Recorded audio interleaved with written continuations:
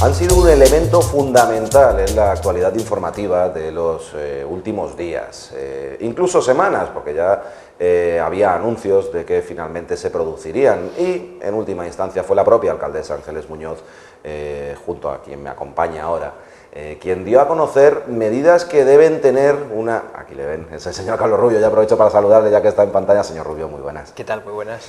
Pues como decía, bueno, medidas que deben incidir en mejorar el día a día de los marbellíes, en aplacar la carga fiscal que soporta la población local y que lógicamente dificulta la activación de la economía. Pues bien, contra esos efectos negativos de la carga fiscal, pues se encuentra una serie de medidas que tienen relación directa, pues por ejemplo con el impuesto de bienes inmuebles. Ahí es nada, ¿no? Afecta a todos los propietarios de propiedades inmobiliarias en el municipio. Alguna más hay, pero yo quisiera detenerme, señor Rubio, en esta, pues porque entre otras cosas hay que empezar por alguna y esta sin duda alguna tiene una trascendencia notable. Usted ha trabajado muy de lleno en la forma en que el ayuntamiento podía aliviar un poco la situación de los ciudadanos ante ese impuesto.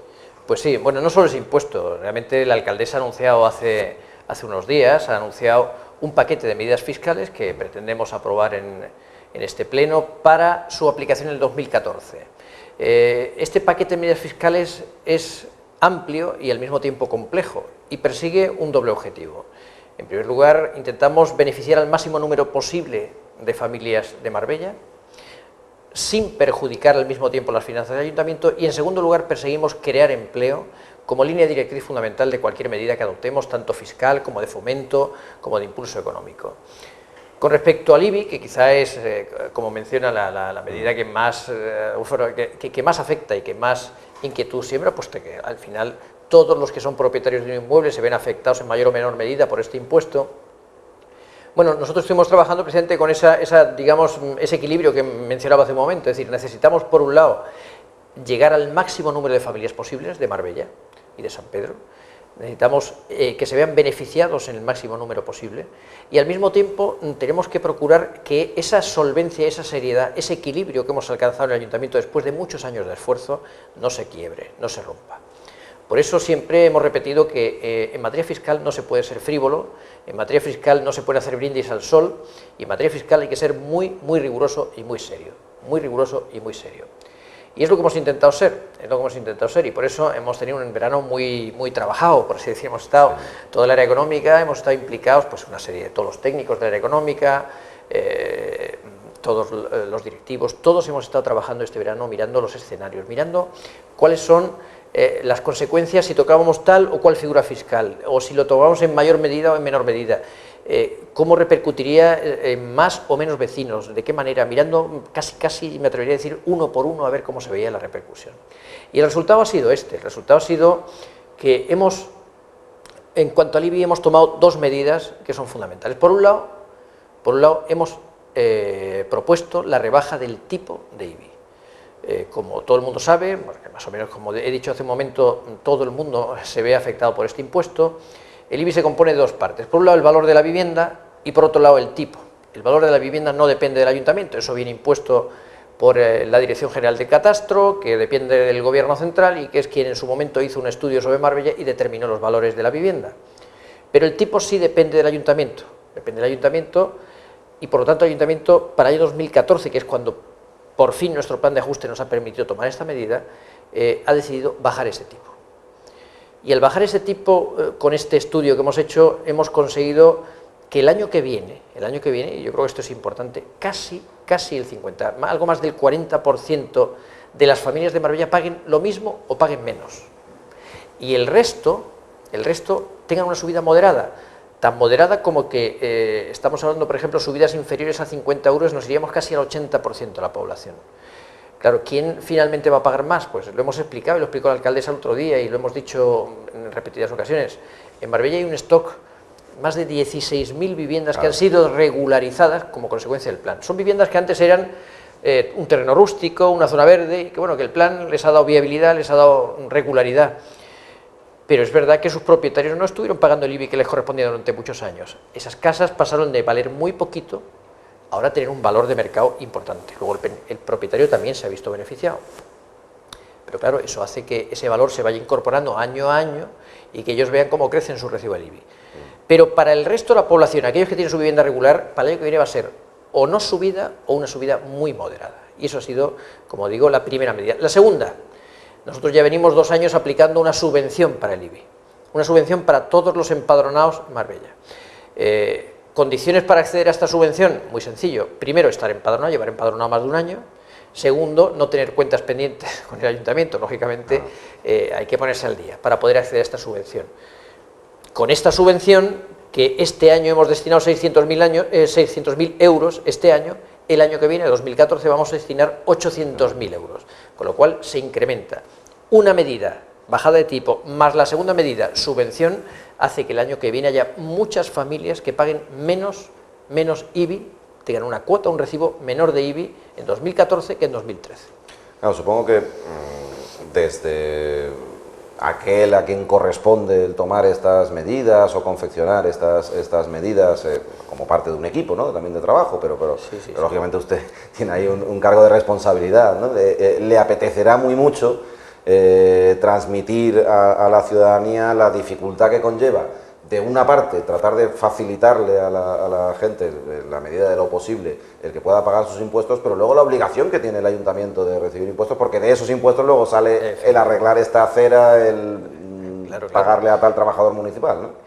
Bueno, muchas cosas. O sea, al final, Marbella, además, es una ciudad que debe dar buenos servicios. Marbella es una ciudad que vive de su imagen, de los servicios que provee, de los miles y miles de turistas que cada año vienen aquí, son los que alimentan la economía de la ciudad. Entonces, la limpieza, la recogida de basuras, la seguridad, los jardines, en fin, son muchos los servicios que da el ayuntamiento y que es necesario afrontar. Y la verdad es que, como decía al principio, hay que cuidar muy mucho esa imagen de solvencia que este ayuntamiento ha ganado después de varios años. No podemos perder de vista que hace muy poquitos años, esta ciudad tenía una mala imagen terrible, una malísima imagen.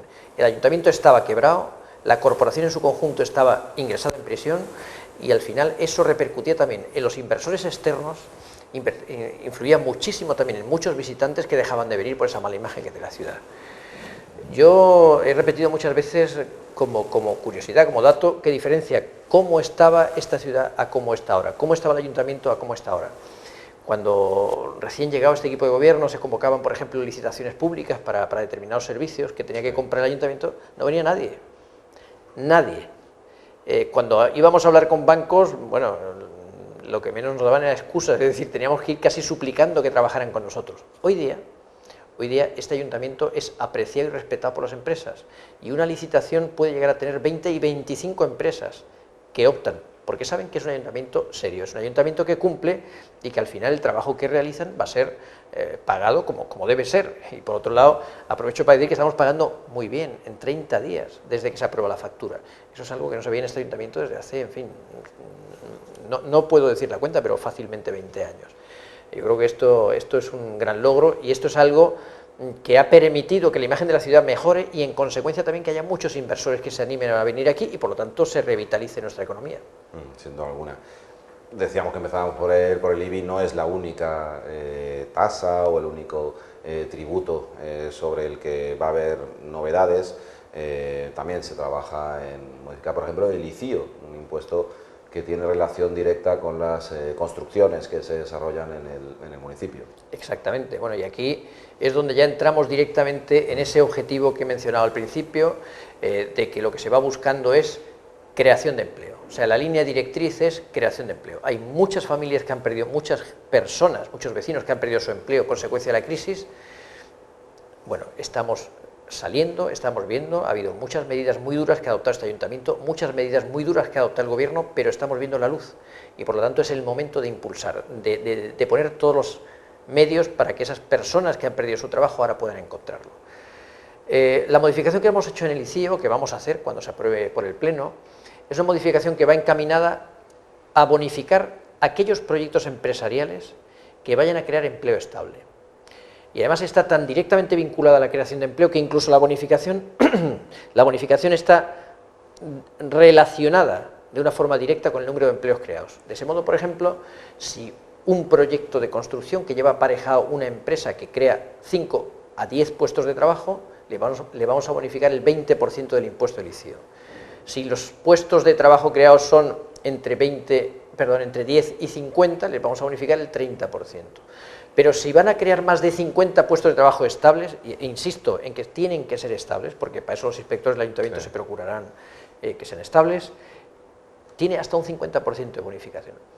Pensemos que esto afecta, ¿a quién afecta? Pues afecta a mucho inversor que en este momento puede estar mirando nuestra ciudad al mismo tiempo que mira otras ciudades, estoy pensando en otras zonas turísticas de España, incluso de la Costa del Sol, y que pequeños detalles le pueden hacer decidirse por una u otra ciudad. Y que un proyecto de 150, 200 millones de euros de inversión recaiga en nuestra ciudad son muchos empleos, es mucha riqueza y en definitiva es un impulso económico para la ciudad. Con esta modificación lo que buscamos es que estos proyectos grandes, pero también muchos otros pequeños que creen 5, 10, 15 empleos, se vayan asentando en nuestra ciudad como medio para salir de esa situación de paro, de desempleo que ha afectado a tantas personas. Una duda al respecto. Si, por lo que entiendo, es quien ejecuta la obra, el que debería hacer frente a ese, o ese propietario. Me explico. Si un promotor pone en marcha una obra y contrata una constructora para que desarrolle esa obra, ¿exactamente hacia quién iría dirigida esta Vamos a medida? poner un ejemplo que todo el mundo entenderá muy O bien. yo en mi casa. En este caso, una casa, pero claro, hay que crear muchos empleos estables. Sí. Cuando estamos hablando de empleo estable, estamos pensando en una empresa que se va a establecer y que para establecerse necesita hacer una obra. El ejemplo más fácil de entender puede ser, por ejemplo, un hotel. Sí. Por ejemplo, una empresa decide invertir y crear un hotel, o un casino, o un gran centro comercial.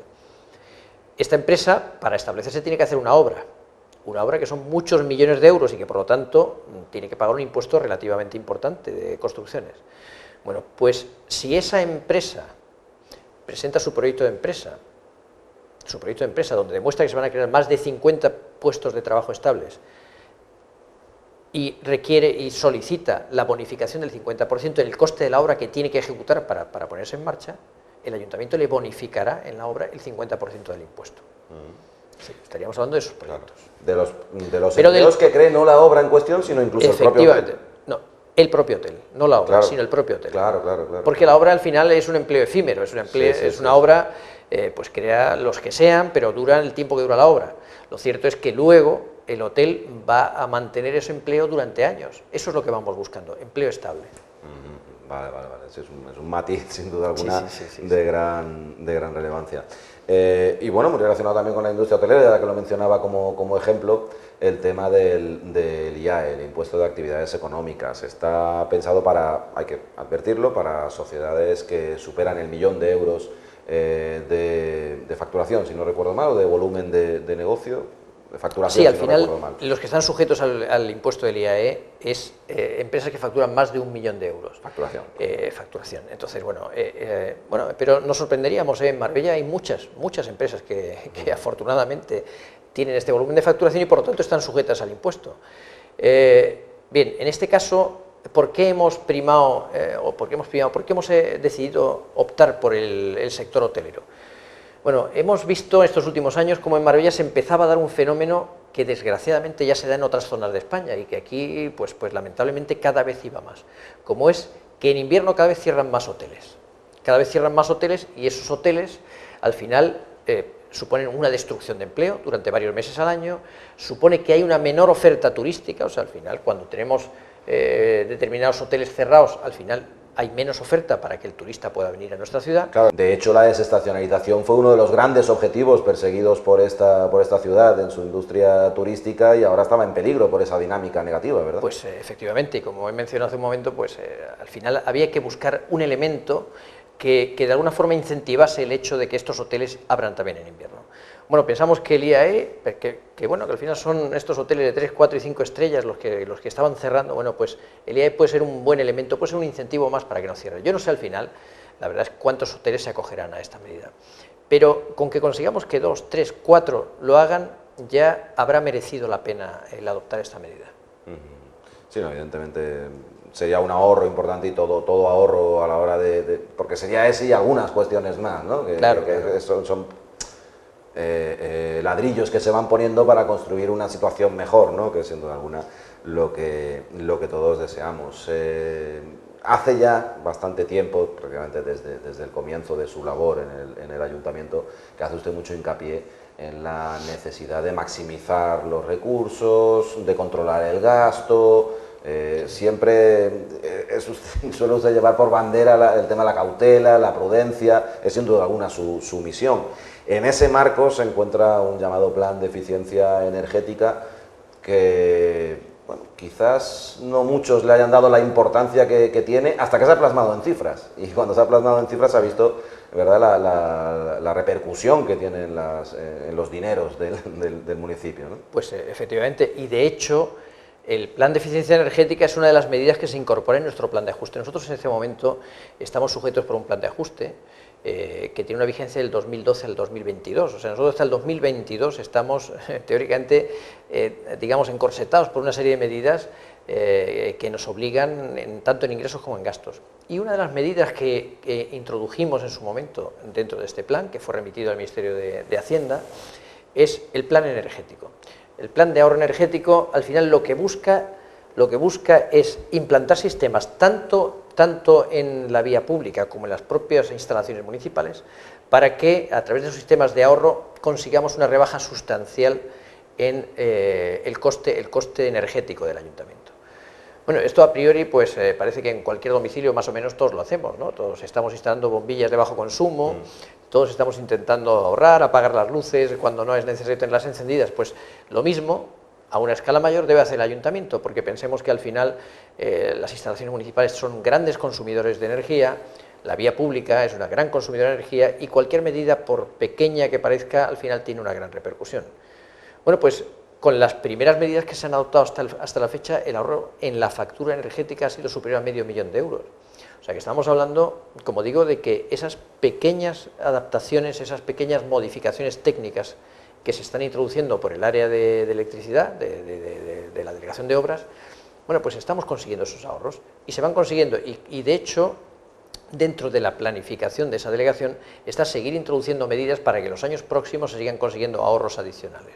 Al final yo creo que no solamente como ayuntamiento, sino como país, estamos obligados también a tomar todas estas medidas que no solamente inciden en que haya un menor gasto en energía, sino además inciden también en que el medio ambiente lo estamos protegiendo también entre todos. Yo, si no recuerdo mal, he de reconocer que yo personalmente, como informador, pues tomé conciencia un poco del brutal gasto que supone para el ayuntamiento el tema energético. Si no recuerdo mal, superaba los 7, 8 millones. Estamos por encima de 5 millones de euros. 5 millones por encima de 5 millones, vale. Solo en energía eléctrica, Sí, energía eléctrica. El combustible de los vehículos es otro capítulo. Una cifra en presupuesto de en torno a 7, 8 millones, ¿no? Y es cuando uno toma conciencia, cuando se lo ponen en dinero, cuando uno toma conciencia realmente de lo que supone, y por eso también quería poner el acento un poco en esa cuestión, ¿verdad? Hablaba usted antes de la confianza recuperada en el ayuntamiento en cuanto a las licitaciones, el hecho de que ahora sí empresas estén interesadas en trabajar en Marbella y en obtener contratos públicos con el Ayuntamiento de Marbella. La consecuencia anterior a que se regularizara todo en el consistorio era, pues, entre otras cuestiones, que no se sabía cuándo se iba a cobrar, si es que se iba a cobrar, ¿no? Y sin embargo ahora, pues efectivamente sí se presentan esas empresas. Pero luego entre esas empresas que se presentan en los concursos, además hay un grupo muy concreto, que es el que conforman los empresarios locales, las empresas locales, que son sin duda algunas las que, aunque pudiera alguna empresa de fuera también crear puestos de trabajo aquí en el municipio, pero que duda cabe que son las locales las que tienen una relación más directa en cuanto a su creación de puestos de trabajo con la población local. ¿Qué es exactamente ese registro de licitadores? ¿Qué es lo que se persigue con él? Y además habrá que darle continuidad después al trabajo también. Claro. Bueno, esto es una herramienta muy útil, ¿no? Y yo creo que es necesario insistir en esto que se acaba de mencionar. Es decir, es verdad que el tejido empresarial local al final es el que sustenta mucho de la economía de la ciudad y, por lo tanto, desde el ayuntamiento yo me atrevo a decir que mimamos a la empresa local. Intentamos, pues dentro, por supuesto, de los límites que nos marca la ley, indudablemente la ley nos marca unos límites, pero dentro de esos límites intentamos pues que la empresa local vea digamos, favorecida su actividad al máximo por el ayuntamiento, ¿no? Entonces, eso se refleja pues desde los planes de barrios que estamos haciendo con empresas locales, desde muchos suministros pequeños, de muchas cosas, muchas están entrando a trabajar con el ayuntamiento. Y además, pues vuelvo a repetir, muchas empresas locales que antes no querían trabajar con el ayuntamiento por la malísima experiencia que tenían, ahora trabajan con nosotros. Pero en este momento, pues el propio éxito, por así decir, que hemos tenido en cuanto a la receptividad por parte de las empresas, nos lleva a que tenemos que facilitar aún más, dar un paso más para facilitar a las empresas su trabajo con el ayuntamiento. En este momento, cualquier empresa que quiera trabajar con el ayuntamiento, en una licitación tiene que presentar mucha documentación que ha de ser compulsada, que ha de ser posteriormente comprobada, que debe ser actualizada permanentemente. Entonces, bueno, la legislación nos permite hacer algo que facilite ese trabajo, y es crear un registro de licitadores. De tal manera que cualquier empresa que desee trabajar en el futuro con el ayuntamiento, o que haya trabajado en el pasado y desee trabajar en el futuro, tiene que registrarse una sola vez, aportar toda la documentación una sola vez, y a partir de ese momento, en cada procedimiento en el que se presente, no tendrá que volver a repetir y volver a enviar toda la documentación, sino simplemente se remitirá a lo que ya presentó en su momento. Al final, este es un reglamento que se va a aprobar también en este pleno, y bueno, donde viene detallado exactamente cuáles son los requisitos que deben de cumplir las empresas y cuáles son exactamente los beneficios que le reporta a los licitadores. Esto yo creo que es una herramienta útil, es una herramienta muy interesante para el empresariado, sobre todo para el empresariado local, y además es una herramienta que va a facilitar mucho las gestiones con el ayuntamiento. También aprovecho para decir que, bueno, que ya la alcaldesa anunció recientemente, ante una reunión de empresarios locales, bueno, que todas las obras que se realicen en vía pública por empresas locales vendrán identificadas como tales, de tal forma que nosotros veremos que es una obra del ayuntamiento, veremos el nombre de la empresa que la está desarrollando y veremos que es una empresa local porque vendrá identificada como tal. ¿Esta medida afecta exclusivamente a empresas relacionadas con la construcción o también de servicios? No, absolutamente todos, o sea, licitadores de todo tipo, desde que el que licita para proveer de material de fotocopiadoras, o papel, o bombillas, o material de ferretería, en fin, todo, absolutamente cualquier empresa, Sí, porque daba la sensación un poco de que había cundido como ejemplo, sobre todo, el tema de la construcción, que es el que primero se le viene a uno a la cabeza, y quizás haya quedado en el aire esa idea, ¿no? El hecho de que es para todos los licitadores de servicios y demás. ¿Tiene usted algún inconveniente si abordamos otras cuestiones de actualidad, aunque no tengan una relación directa con su campo de actuación? Ninguno. Estamos trabajando por la ciudad y muchas cosas, no hay ningún problema. ¿Tiene usted mascota? ¿Tiene usted perro? No, yo no. yo no. Pues mire, no va a poder beneficiarse de un asunto que, bueno, ya no sé si preguntárselo, porque era algo que los que sí tienen mascota y nos consta, pues vienen celebrando últimamente, pero bueno, es la noticia, lógicamente, de esa modificación de ordenanza para que los perros puedan estar en playas, la construcción de parques caninos, está uno en camino para San Pedro Alcántara, está el de Nahueles. Sí es importante hacer avances en esa una materia en la que, es cierto, no había esas dotaciones. Sí, era una demanda, es verdad que Marbella, y además Marbella por sus características, es verdad que es una ciudad donde esta situación se produce mucho, ¿no? Hay muchas personas que tienen mascotas, muchas personas que tienen perros, y es verdad que se estaba produciendo la demanda. Por un lado, bueno, yo creo que todos los propietarios de perros entienden que la playa hay que respetar determinadas zonas, también demandan zonas donde ellos puedan pasear con sus mascotas, y lo mismo con los parques caninos. ¿Qué es lo que está haciendo el ayuntamiento? Modificar la ordenanza de animales domésticos de tal forma que haya determinadas zonas en las playas que están perfectamente acotadas y donde todo el mundo sabe cuáles son sus derechos y sus obligaciones, para que cualquier propietario de un perro, en este caso, o de cualquier mascota, pueda pasear por ellas. Esto a su vez se complementa, como hemos dicho hace un momento, también con la construcción de parques caninos, que también esto era otra demanda de los propietarios de mascotas, y que al final una ciudad, repito, como Marbella, pues tiene que tener una variedad amplísima de servicios, y también entre esos servicios está el atender a estos vecinos que tienen esta mascota. Otro tema candente, bueno, el anterior no tiene usted mascota, igual no le toca tan de cerca, pero en este asunto seguramente usted sí lo estará siguiendo de cerca, porque muchas de las cuestiones que lleva usted dependen de procesos judiciales, y lógicamente tiene usted que seguir de cerca los acontecimientos. Reina la incertidumbre respecto al destino del mapa de partidos judiciales en España en general, pongamos ahora por encima de todo la provincia de Málaga y en particular Marbella. Puesto sobre la mesa la idea de un traslado a Málaga, de una eliminación de partidos judiciales, no sé si de todos, de algunos, en qué medida pudiera ello afectar a Marbella. ¿Ha creado incertidumbre e inquietud esa posibilidad? Bueno, yo creo que aquí lo primero de todo que tenemos que tener claro es de qué estamos hablando. Aquí estamos hablando de que hasta ahora lo que tenemos es un documento de trabajo, un borrador en el cual se establecen algunas alternativas, ¿no? Entre ellas, por ejemplo, modificar la planta judicial de Málaga en algunos términos. Pero debe tener todo el mundo claro que de momento estamos hablando de un documento de trabajo. Debe tener todo el mundo claro que, desde luego, desde el equipo de gobierno, la alcaldesa en persona ya se ha puesto en contacto con el Ministerio de Justicia, pues simplemente para aportar cuál es la realidad social de esta ciudad, y la importancia judicial yo creo que está fuera de toda duda. Para gracia o desgracia, lo cierto es que Marbella es una ciudad con una enorme litigiosidad, es una ciudad donde los juzgados, pues ya digo, por una razón o por otra, pero al final han tenido muchísimo trabajo estos últimos años y tienen habitualmente mucho trabajo. Marbella es cabecera de una zona amplísima, donde los juzgados tienen mucho trabajo. A mí, sinceramente, me cuesta entender que la solución sea otra, y además estoy convencido que la propia decisión del Ministerio de Justicia, por un lado, unido a lo que la alcaldesa personalmente está haciendo porque esta situación sea finalmente que Marbella conserva no solo su juzgado, sino que además se ven reforzados y modernizados, que es lo que pretendemos todos, que al final la solución sea otra. O sea, está clarísimo que Marbella es no solo la segunda ciudad de la provincia de Málaga, es que es una de las más importantes de Andalucía. Lo contrario, es decir, que desapareciendo el juzgado de aquí no tendría sentido.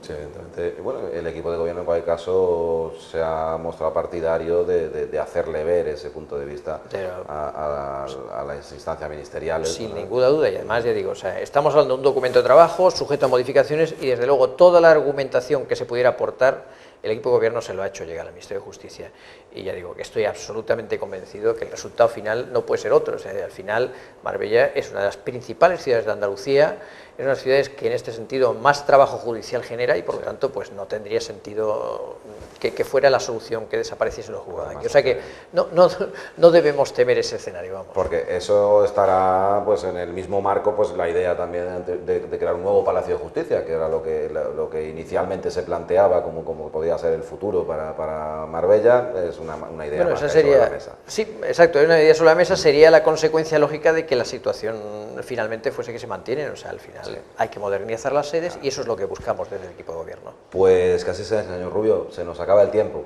Es el gran enemigo de los comunicadores en televisión. Pues se nos ha hecho muy ameno, y le agradecemos enormemente que nos haya aclarado sobre todo muchos términos en relación con medidas que va a tomar el equipo de gobierno, y que lógicamente hemos de conocer, porque en muchos casos, sea nosotros quienes estamos aquí trabajando, o sea ustedes ahí al otro lado de las cámaras, pues puede que se vean afectados en alguna medida por muchas de las cuestiones que se han abordado en este espacio. Señor Rubén, muchas gracias. Muchas gracias. Y gracias a ustedes por estar ahí al otro lado. Cuídense mucho. Hasta ahora.